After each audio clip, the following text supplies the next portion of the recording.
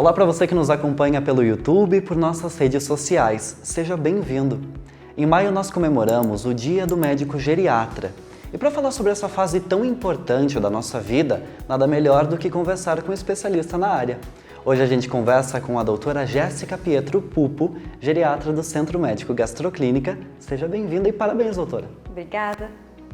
Bacana. Doutora, vamos começar desmistificando um certo assunto. Quando a gente fala em pacientes de um médico geriatra, muitas vezes pode-se ter a imagem de um paciente idoso acamado, que precisa sempre do auxílio de um acompanhante para realizar tarefas básicas. Essa imagem é 100% real, como um paciente que recém entrou talvez na terceira idade, ou um paciente já idoso que entende isso, mas que consegue certa independência, ele também encontra espaço dentro da geriatria? Perfeito, Pedro.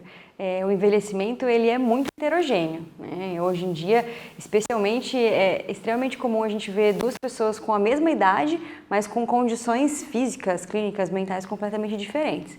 Então, a geriatria ela vai cuidar de todos esses perfis de pacientes, né? Dentro da geriatria, a gente faz não só o tratamento de doenças, o controle de doenças crônicas, mas a gente também faz o que a gente chama de promoção à saúde, que é justamente atuar em cima desse paciente, que é o paciente independente, o paciente robusto, faz uma atividade física, para que ele continue mantendo essa independência, esse grau de atividade, a cognição preservada por mais tempo.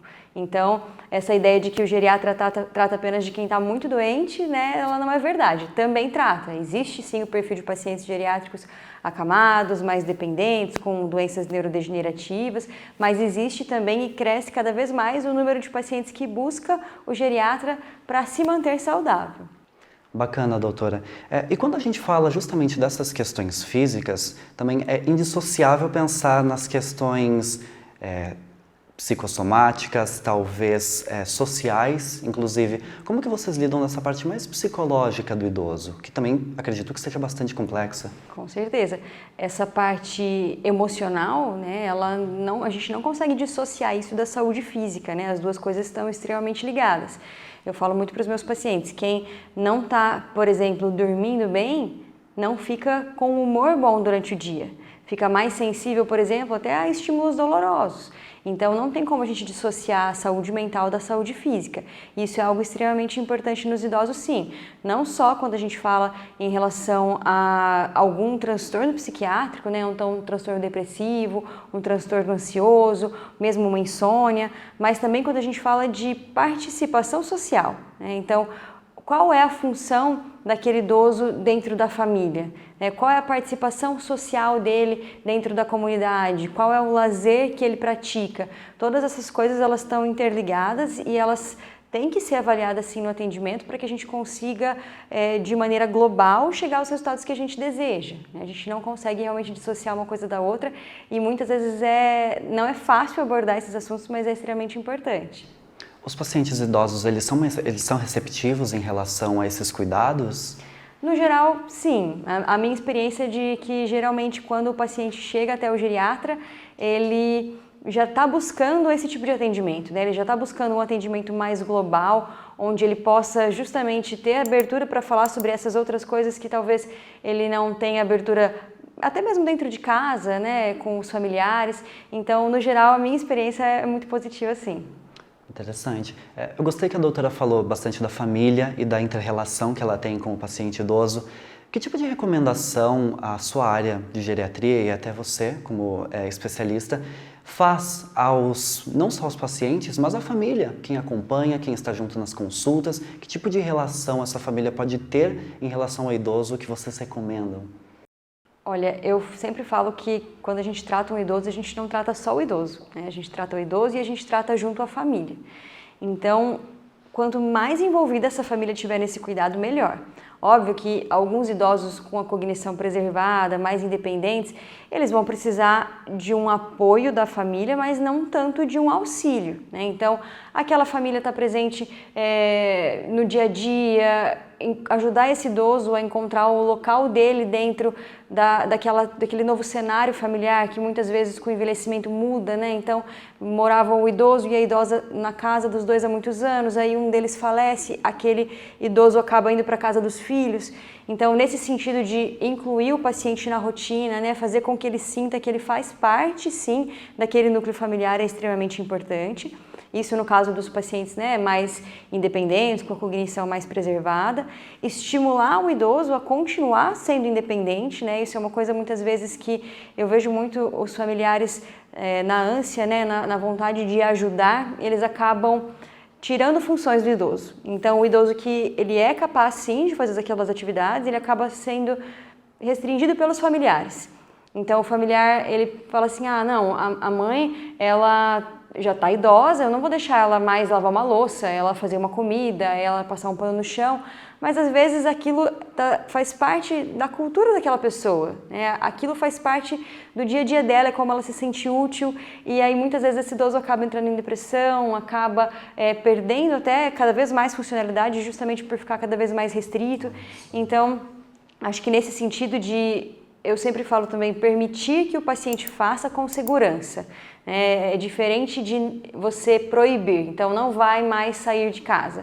Não, tudo bem, às vezes não dá para sair de casa sozinho por N razões físicas ou psicológicas ou cognitivas, mas então vamos sair juntos, né, e não vamos ficar restritos. Acho que é mais nesse sentido de fornecer aquilo que o paciente precisa. Às vezes vai ser auxílio para as atividades, às vezes vai ser só a presença na consulta, às vezes vai ser a presença no dia a dia, mas o que fizer sentido ali dentro de cada família. Nossa, muito importante isso. Doutora, vamos falar sobre medicina preventiva dentro dessa área. Como que é lidado? A gente supõe, a gente imagina que é um momento de muito mais cuidado, muito mais cautela. Como que o médico atua nesse caso?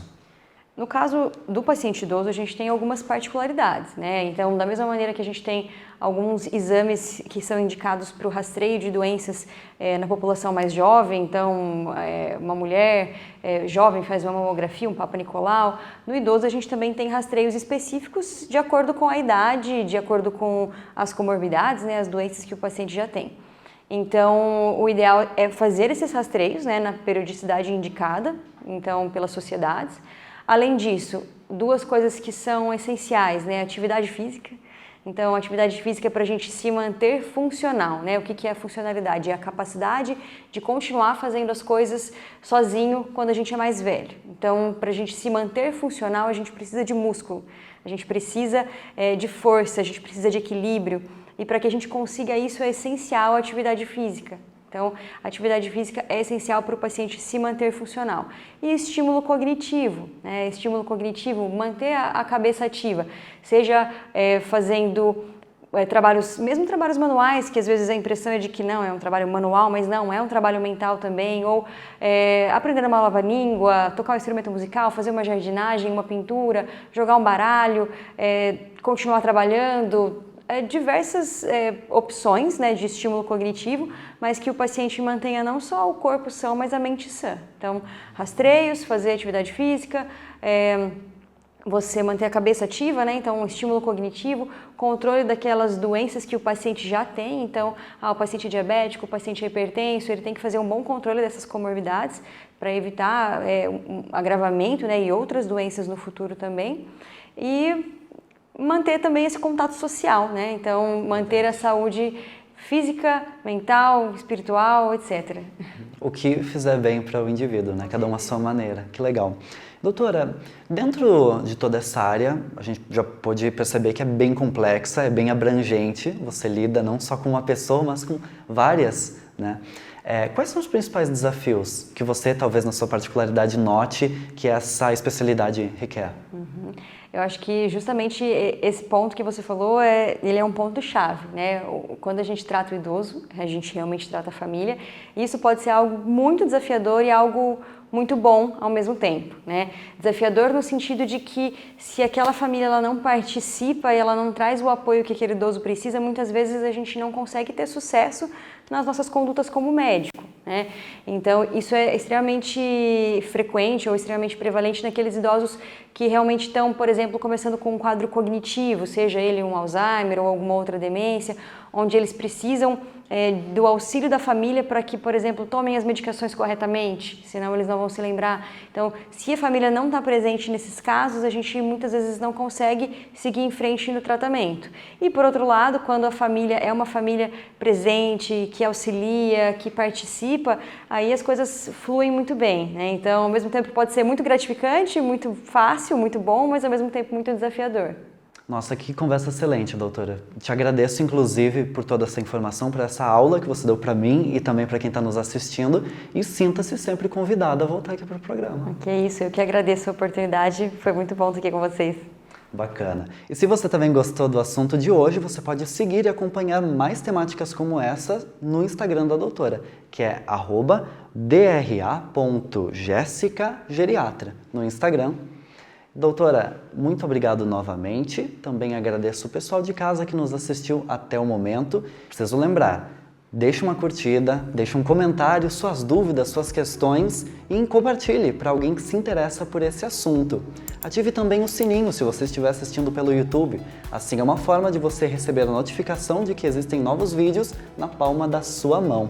Essa é a TV Medicina e Saúde, sempre trazendo informações sobre saúde, bem-estar e qualidade de vida para você. Até mais, tchau, tchau!